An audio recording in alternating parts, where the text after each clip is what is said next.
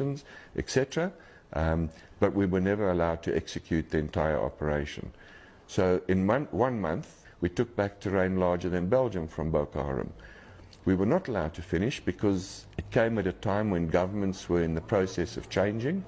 I think President Jonathan's government possibly saw the entire Boko Haram contract, if we call it that, almost as a last gasp in order to regain popularity.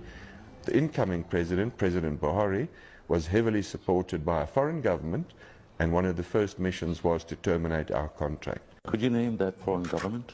Yes, we were told it was the United States, and they had actually funded President Buhari's campaign. The campaign manager for President Buhari came from the US, and I'm not saying that the United States is bad. I understand foreign interests, but I would have thought that a threat such as Boko Haram on the integrity of the state of Nigeria ought to be actually a priority. It wasn't. Why do you think the US would intervene to abort such operation? Again, I can't answer that. I think that the US can answer, but what I've come to realize, that is when a government's foreign interests clash with the state's own domestic interests, conflict is bound to ensue. And those conflicts usually just continue with no end.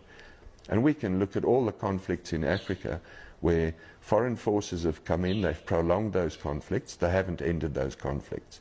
And the amount of money and manpower and equipment thrown at those conflicts says to me that something is wrong if no end result is achieved. And surely that end result should be to end the conflict and establish a basis for negotiations, come to an agreement, and then re-establish governance. But that's not what's happening in Africa. How much did you charge the Nigerian government? Well, first of all, we didn't charge the Nigerian government. And I think here that is a question the Nigerian government can answer. We were one subcontractor. So in other words, the Nigerian government appointed a contractor, and we contracted to that contractor as their subcontractor. So I think that's all I'll say. If you're really interested in the figures, that's for the Nigerian government to discuss.